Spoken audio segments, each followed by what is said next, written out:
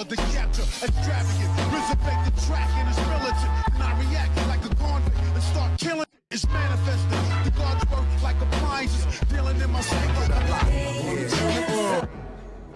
Before we go any further, just want to say today's video is going to be brought to you by Skillshare. Skillshare is an online learning community with thousands of inspiring classes for creators. Explore new skills, deepen existing passions, and get lost in creativity. There are thousands of classes on their site that will get your creative juices flowing, from illustration to designing to photography, and each offers classes of all levels. So beginner or pro, it doesn't matter. Skillshare has something for you. For me, I enjoy classes on podcasting secrets, how to start your own podcast, because long form conversation is something that I really enjoy, and watching these videos in this class has begun to help me see ways I can improve when I relaunch my podcast. Another good thing is that Skillshare is curated specifically for learning, meaning there are no ads, and they're always launching new premium classes so you can stay focused and follow wherever your creativity takes you. Each and every one of us was born to create. Whether you last picked up a paintbrush yesterday or during grade school, you can explore your creativity and be inspired. Skillshare offers memberships with meaning. With so much to explore, real projects to create, and the support of fellow creators, Skillshare empowers you to accomplish real growth. Whether you're a dabbler or a pro, a hobbyist or a master, you're creative. Discover what you can make with the classes for every level. Skillshare believes a strong community is essential to personal growth. Tap into the support of your fellow creators who provide encouragement, communication, and inspiration. When you join, you can try one of Skillshare's new live classes. Experience real-time inspiration as you connect with popular teachers while watching and working along with other members. What I'm going to do now is help you guys out here. The first 1,000 of my subscribers to click the link in the description box or the pinned comment will get a 1-month free trial of Skillshare so you can start exploring your own creativity today. If you're a lifelong learner or a creative person like me, or you're naturally curious, Skillshare is the place for you, regardless if you're a beginner or a pro, a dabbler or a master. Between the thousands of inspiring classes, the hands-on projects, and feedback from your fellow creators, there's something that can benefit all of you. Again, the first 1,000 subscribers to click on the link in the description box or the pinned comment will get a free 1-month trial of Skillshare so you can begin exploring your own creativity today. But with that being said, just want to thank Skillshare for sponsoring today's video. Yo, what's going on everybody? It's your boy Naruto Explain here, bringing you guys another discussion for Boruto Naruto Next Generations, the manga. And for anime only fans, this is the time of the month where a lot of the content that we talk about here on the channel is going to be spoiler heavy, so I thank you for your support.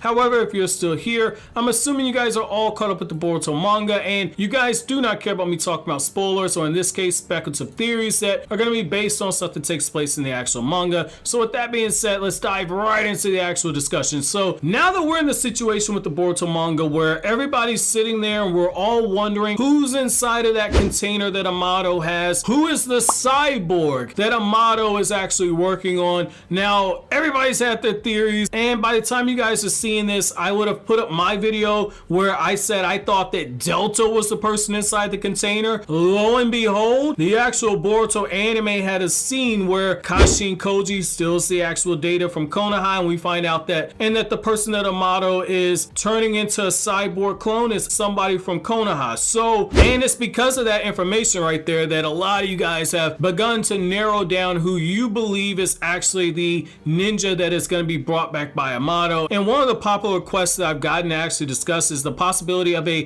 cyborg Itachi Uchiha. And I gotta say, I do think, in my opinion, I think that because we've already seen somebody close to Naruto be turned into a clone and then be turned into a cyborg, that person being Kashin Koji, I do think you're in a situation where whoever's in this container is going to be somebody who is relatively close to Sasuke himself. So if it isn't somebody like Shisui, or I would orgasm if it was Fugaku Uchiha and we got to see what Fugaku could do. But I do think that Itachi could very well be that character, especially given the fact that Itachi is a very powerful character in of his own right. He's a famous character that Amado would know about, and most importantly, he's extremely popular. And even though this would be a clone of Itachi, so it wouldn't be the same character, he wouldn't have all of Itachi's memories, though there exists the actual possibility that just as you had Connor Kent in the Titans series on HBO Max, where Connor Kent was recovering small fragmented memories from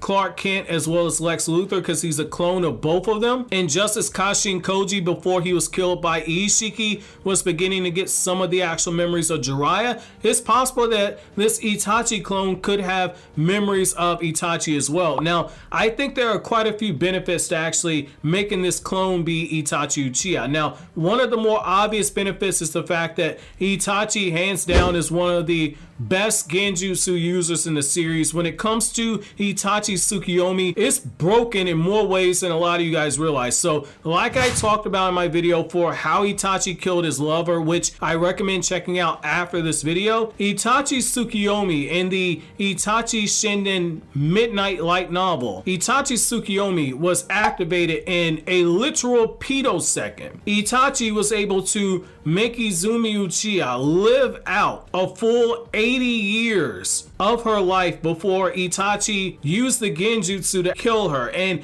it's not something that is crazy, because when Itachi put Kakashi on her Tsukiyomi, Kakashi's first words right after that was, "Why didn't he just kill me?" So the idea of somebody with Genjutsu that activates that fast, it's not too crazy to think that Amado, upon working on this cyborg clone of Itachi, is able to have Itachi's Genjutsu activate even faster than Itachi in his prime, which is absolutely scary. But given the fact that it does seem like Ada's ability to control people's hearts requires eye contact, the fact that Itachi's Genjutsu would be even faster than it was originally, if that clone is able to avoid eye contact, and the fact that Itachi's able to use Genjutsu without actually using eye contact, that could be a way to take Ada off of the board. And like I've said before, I do think that Genjutsu could be a feasible way around Daemon's ability. So this cyborg clone right here could be the actual answer to Daemon and Ada. Now, the other side of this too is that just as you start off with a powerful shinobi in Jiraiya, who was used as the basis for the clone that became Kashin Koji, who then turned into a cyborg clone after Amado began to augment his body, having a character like Itachi, who was already powerful in his own right, it's going to be something to where, imagine what Amado could do once he begins modifying the body. So we saw glimpses of what healthy Itachi will be able to do. The reanimated Itachi that we saw fight against KCM Naruto wasn't even at his full power, because Kabuto's reanimation jutsu couldn't bring people back to their full power. It brought them back close to their full power,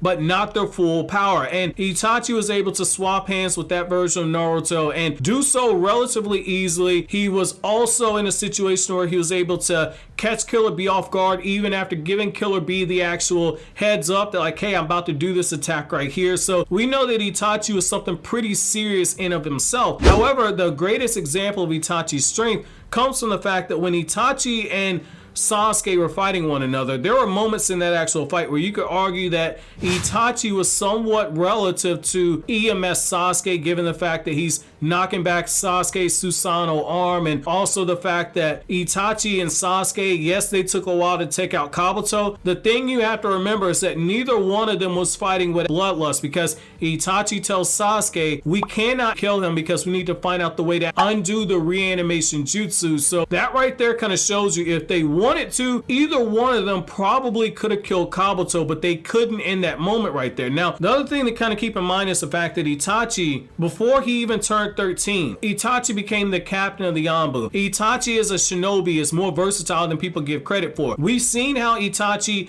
not only used water release against Kabuto, but he also used it against Kakashi. Itachi is also proficient in fire release, but also according to the 4th Naruto data book, we also know that Itachi has a mastery over wind release. So that right there, you have a cyborg clone of a ninja who is extremely powerful, somewhat relative to War Arc EMS Sasuke, as well as somebody who possesses 3 changes in chakra nature and has the power of the Mangekyo Sharingan. When you start adding science onto a base like that, you're looking at a very, very powerful shinobi, a very capable shinobi. And given the fact that Itachi was in the Anbu and Itachi was in Uchiha, there is the possibility that that data that Amado has is very, very backed up on Itachi's abilities, because when they did the bingo book information for Itachi, there would have been information comprised from the personal information that Danzo collected before he made Itachi an Anbu member, as well as Itachi stuff from when he was a Konoha shinobi, as a member of Team 2 as a Ganin, as well as Itachi's data from Itachi's tuning exams where Itachi absolutely dominated in those. You would also have all the information that's comprised that's placed into the bingo book. So Amado would have quite a bit of information to actually go off of right there. When you add in the possibility that